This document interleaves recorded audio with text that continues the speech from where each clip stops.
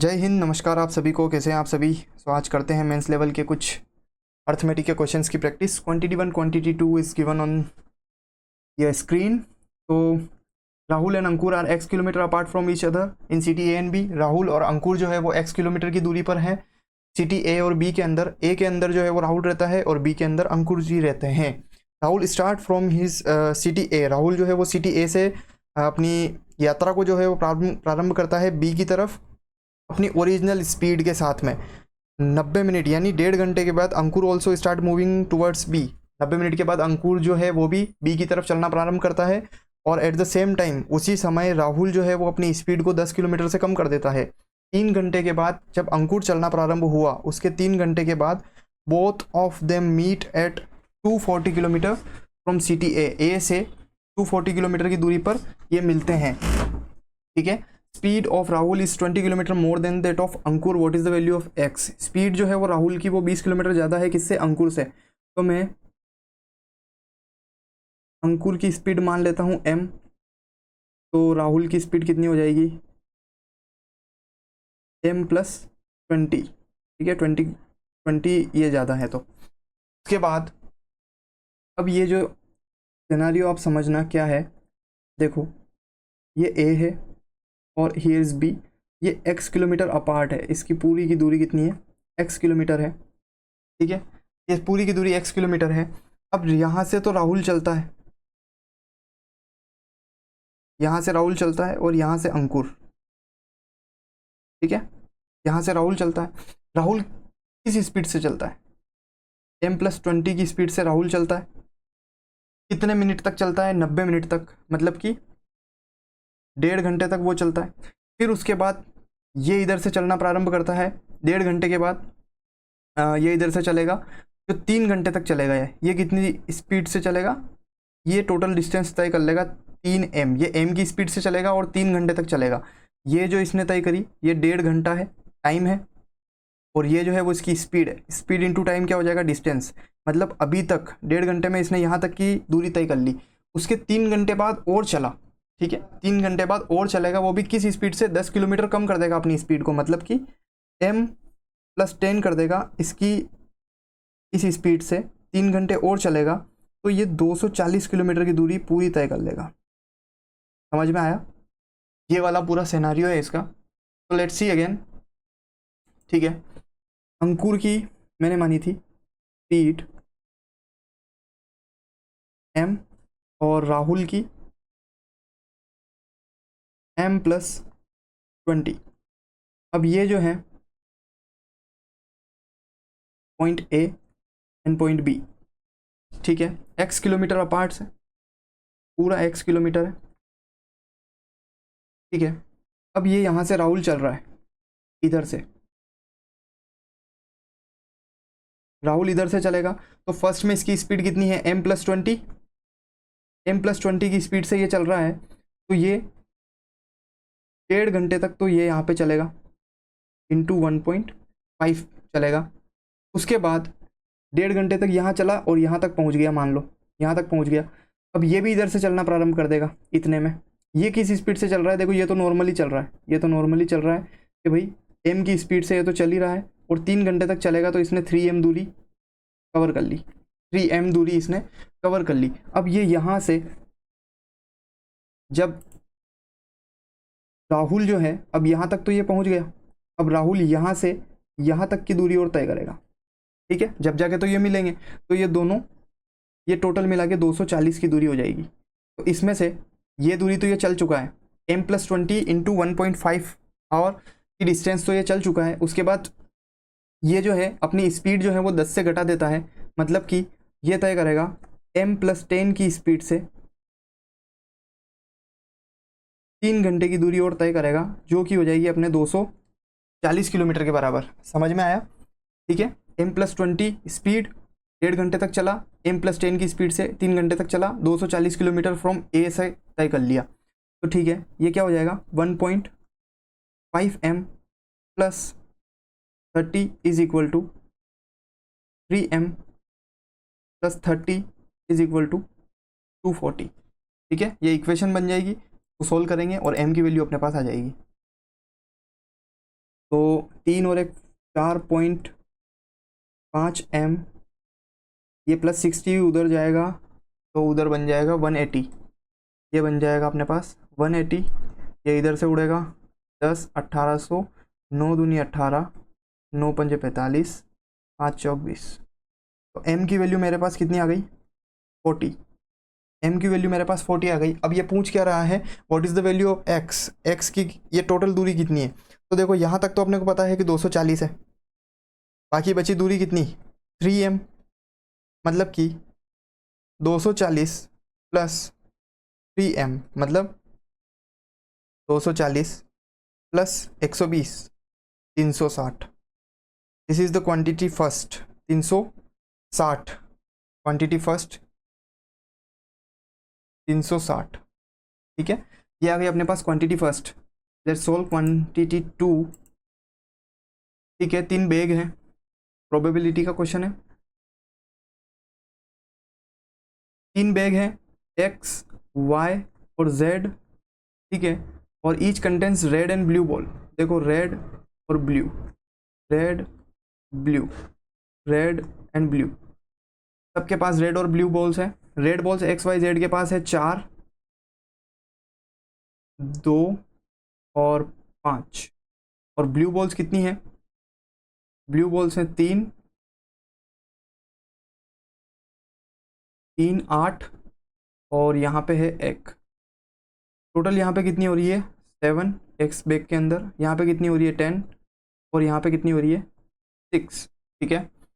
इसके अलावा अब क्या पूछ रखा है, ईच बैग कंटेंट्स इतनी इतनी balls, red balls and blue balls in X Y Z is this, probability of selecting one red ball from bag is P Q. Okay, तो पी क्यू है, तो पहले तो हमको रेड बॉल सेलेक्ट करनी है, उसके लिए हमें 3 बैग में से एक बैग सेलेक्ट करना होगा। तो 3 बैग में से एक सेलेक्ट करने की एक बैग सेलेक्ट करने की प्रोबेबिलिटी क्या होती है 1/3, 1/3 इंटू, अब इसमें से रेड बॉल सेलेक्ट करने की प्रोबेबिलिटी क्या हो जाएगी 7/4/7। ऐसे ही वापस दूसरा बैग सेलेक्ट करेंगे, इसमें से भी रेड बॉल निकालेंगे 2/10। ऐसे ही वापस प्लस करके 1/3 इंटू 5/6, ठीक है। ये कुछ इस तरीके से, तो 1/3 में कॉमन ले लेता हूँ, बचा क्या अंदर 4/7 प्लस 2/10 प्लस 5/6, ये बचा है।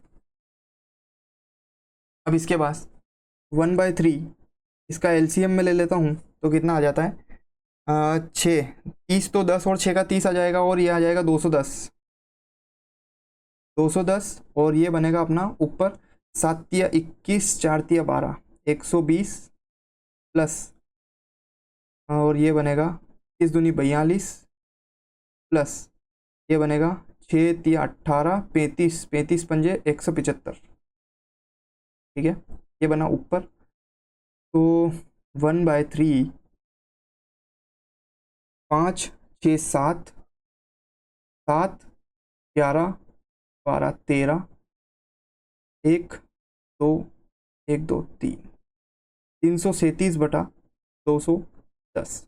ये आ गई पी और क्यू की वैल्यू, जो बनेगी 337/21 दिया 63, 630, जो बन जाएगा मेरे पास पी बाय क्यू। तो ये अपने को क्या कहना है, पी प्लस क्यू की वैल्यू निकालो, तो पी प्लस क्यू कितना हो जाएगा 7, 3 और 3 6 और 9, ये 967 क्वांटिटी 2 की वैल्यू आ गई। तो here is the answer, quantity 2 is greater than quantity 1, ठीक है। ये आंसर रहेगा इसका। Next question, in the following question select the, ये भी क्वांटिटी 1 क्वांटिटी 2 का क्वेश्चन है। Let's see, selling price of article B is 14 more than the article A which is sold as X% discount. B जो है वो 4x के markup किया गया है, और प्रॉफिट जो है उसके ऊपर 12% का है। Ratio of the cost price of A और बी जो है वो इतना है 5 और 8, और their difference. Okay, cost price और मार्क प्राइस यहाँ से मिल जाएगी ए और बी की। Mark price of A is 2y% more than the cost price, okay, and average of the cost price, ठीक है, यहाँ से कॉस्ट प्राइस मिल जाएगी, ठीक है। तो ए और बी उनका है CP, MP और SP, selling price, marking price, और तो मेरे पास the ratio of the cost price of A, cost price of A, इसका यहाँ का 5 और 8 दे रखा है, 5 और 8 दे रखा है, और इनके बीच का डिफरेंस मुझे दे रखा है 430, बाकी होता कितना है 14, 3 का मतलब 140 आ जाएगी 3 यूनिट की वैल्यू, ये तो 140, 14 में 14, 14 में 28, 14 तिया 42 और 14 पंजे 70, मतलब कॉस्ट प्राइस तो इसकी कितनी आ गई 700 और 14 आटी 112, 1120, ये इसकी मार्किंग प्राइस आ गई बी की। ठीक है, इसके बाद ये क्या कह रहा है कि इन दोनों का average of the cost price of 750, देखो एक अगर 700 है और एवरेज 750 है तो ऑब्वियस है ना कि ये 50 ज़्यादा कर दो, 800, 750 यानी 1500, 1500 में 700 जाएगा 800। ठीक है, और उसके बाद ये क्या कह रहा है B is 14 more A which is sold at X% discount, ये डिस्काउंट नहीं निकाल सकते। Article B is marked up by 4X%, यहाँ से निकाल सकते, कितने परसेंट से मार्कअप हुआ है यहाँ पे 8, 9, 10, 11, यानी 320 का मार्कअप है किस पे 800 पे, 8 चौक 32, 10, मतलब कि 40% का मार्कअप है, जो कि मेरे पास वैल्यू कितनी है 4x इज इक्वल टू 40%, यानी x की वैल्यू मेरे पास आ गई 10%, x की वैल्यू मेरे पास 10% आ गई। और नीचे एक और दे रखा है relation x is equal to 50% of y, x जो है वो y का 50% है, मतलब y कितना हो जाएगा मेरे पास 20%। ठीक है, ये अगर 10% है तो मेरे पास y जो है वो 20% हो जाएगा। इसके अलावा अब देखते हैं क्या कह रहा है आगे, a which is sold at X% discount, X% discount यानी मार्किंग प्राइस नहीं है अभी तो, article be 4X% and there is a profit of 12%। Okay, यहाँ पे प्रॉफिट निकालना है तो 800 पे, 800 पे कितना परसेंट का 12% का प्रॉफिट है, मतलब 12×96 यानी 896 में ये इसकी सेलिंग प्राइस आ जाएगी। ठीक है, and ratio of the cost price of ये हो गया एंड देयर डिफरेंस इज ये भी हो गया। Mark price of A is 2y% more than the cost price, 2y% मतलब 40%, 7 चौक 28, 280 इससे ज़्यादा हो जाएगा, 7 8 9 900, ये हो जाएगा ना, देखो 700 पे 2y% ज़्यादा मतलब कि 40%, यानी 5 के 7 बटा 7 चौक 28, 280, 0 8 7 8 9 980 आ जाएगा यहाँ पे 980। ठीक है, 980, 7 800 900, ठीक है 980 इसकी मार्किंग प्राइस आ जाएगी। उसके बाद क्या कह रहा है a which is sold at X% discount, मतलब कि 10% का डिस्काउंट दे दिया, मतलब कि 98 का डिस्काउंट दे दिया, कितना 980 पे ये 98 का डिस्काउंट दे दिया, तो बचा कितना 2, जस्ट अ सेकंड, यहाँ पे बचा 2, 7 - 9 मतलब 9 10 7 और 1 8, और यहाँ पे 882, यहाँ पे 882 इसकी सेलिंग प्राइस आ गई, सारी चीज़ें आ गई। अब ये क्या पूछ रहा है, what is the difference between mark price of article A and cost price of article B. Mark price of article A 980, 980 minus 800 पूछ रहा है, तो वो आ जाएगा मेरे पास 180। ठीक है, 180 क्वांटिटी फर्स्ट ये आ गई, and total profit on selling both articles यानी ये 1500 की चीज़ें हैं टोटल। ठीक है, वो गई है कितने 6 7 8 9 और 8 17 का 7 हासिल 1 8 और 16, 8 और 8 16 और 17, 1700 से 5 15 16 17 और 278 सेकंड क्वांटिटी है, 278 सेकंड क्वांटिटी है, तो here is also second quantity is greater then 1। ठीक है, this is the answer. Next question ये अगली क्लास में करेंगे, ये वाला कर लेते हैं एक बार, छोटा सा क्वेश्चन है। ठीक है, data sufficiency question below consist the 3 statement, यानी 3 स्टेटमेंट दिए गए हैं, अपने को बताना है कि 3 में से कौन सा सफिशिएंट है आंसर देने के लिए। देयर आर 3 फ्रेंड्स आदिल, मानिया और चंदा, together started business by investing certain amount only for 2 years, 2 सालों के लिए इन्होंने तीनों ने बिजनेस स्टार्ट किया, इतना जो भी है इन्होंने इन्वेस्टिंग करके, ठीक है। What is the amount invested bye मानिया, मानिया के द्वारा जो अमाउंट इन्वेस्ट किया गया है बिजनेस के अंदर वो कितना है। तो देखते हैं स्टेटमेंट फर्स्ट, आदिल एंड चंदा invested till the end of business, Adil और चंदा का जो इन्वेस्टमेंट है 2 ईयर्स, मतलब इसका 24 महीने, इसका भी 24 महीने, ठीक है। At the end of 2 years profit share of Adil is 3, अब प्रॉफिट दे दिया तो यहाँ पे 4, मोर देन दैट ऑफ चंदा, मतलब एक तरीके से इनका इन्वेस्टमेंट का रेशियो भी यही होगा, इन्वेस्टमेंट का रेशियो आ जाएगा, क्योंकि मेरे पास टाइम ये क्या बोलते हैं, टाइम का रेशियो सेम है, तो इन्वेस्टमेंट का रेशियो, प्रॉफिट का रेशियो वही होगा जो इन्वेस्टमेंट का रेशियो होगा, ठीक है। तो ए और सी का फर्स्ट में मेरे पास इन्वेस्टमेंट का रेशियो आ गया, ठीक है, एक तरीके से फर्स्ट स्टेटमेंट से, इसके अलावा तो कुछ नहीं निकल रहा है इसमें। आदिल, मानिया और चंदा फर्स्ट स्टेटमेंट से मेरे पास इसका 4x आ गया और इसका 3x आ गया, ये इन्वेस्टमेंट का रेशियो आ गया इन दोनों का। मानिया इन्वेस्टेड फॉर 18 मंथ्स, देखो इसमें भी इसका 24 मंथ्स था, 18 मंथ इसका है ना, मानिया का 28 मंथ और 24 मंथ्स, ठीक है। इन्वेस्टमेंट ऑफ चंदा इज 1100 मोर देन द मानिया, तो ये हो जाएगा 3x माइनस 11,000, ये इसकी इन्वेस्टमेंट हो जाएगी, ठीक है। अगर इसकी चंदा की जो है वो 11,000 ज़्यादा है तो मानिया की इससे 11,000 कम हो जाएगी, इससे भी आंसर नहीं निकल रहा है, इससे इन्वेस्टमेंट कैसे निकालेंगे नहीं, यहाँ तो टोटल प्रॉफिट दे रखा है, कुछ भी नहीं है, ठीक है। Ratio of the time period of Adil, मानिया एंड चंदा, ये तो वैसे ही पता है, कैसे काटो इनके टाइम पीरियड को तो वही आता है, ठीक है। And Adil earns total RS 1760 as profit share, अगर मैं इसका प्रॉफिट शेयर निकाल भी लूँ तो मेरे पास टोटल जो है नहीं, टोटल इनका रेशियो ही नहीं निकलेगा, रेशियो ही नहीं आएगा इनका प्रॉफिट का, और ना टोटल प्रॉफिट अपने को दे रखा है।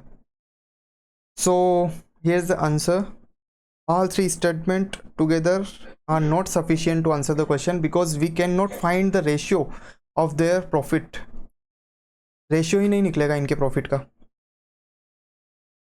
और टोटल प्रॉफिट भी नहीं दे रखा है। Adil earns total 1760 as profit, Adil और इनका तो निकल सकता है भले ही, लेकिन इससे कोई भी रिलेशन नहीं बन रहा ना मानिया से, तो मानिया की इन्वेस्टमेंट कैसे निकालोगे, प्रॉफिट ही नहीं मिल रहा तो इन्वेस्टमेंट कैसे निकालेंगे, ठीक है। So we can not find the answer because there is no data about the Mania's investment. Okay, so enough for today, और आने वाले वीडियोस में और डिस्कस करेंगे अच्छे क्वेश्चंस। Thank you everyone.